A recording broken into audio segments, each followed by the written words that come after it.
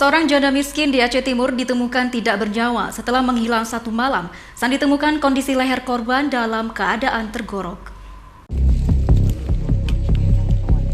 Korban diketahui bernama Asrawati, 35 tahun, warga desa Senebuk Bayu, Kecamatan Banda Alam, Aceh Timur. Sebelumnya pada Kamis sore, korban keluar mencari kayu bakar untuk kebutuhan memasak. Namun korban tidak kembali hingga larut malam. Warga pun kemudian berusaha mencari keberadaan korban. Setelah seharian melakukan pencarian, korban akhirnya ditemukan warga dalam kondisi sudah tidak bernyawa sekitar 500 meter dari rumah korban. Saat ditemukan, korban berlumuran darah dengan kondisi leher nyaris putus akibat sabitan benda tajam. Polisi belum memastikan penyebab tewasnya korban. Polisi masih menunggu hasil uji forensik. Identitas dari korban sudah kita kantongi dengan usia kurang lebih 35 tahun.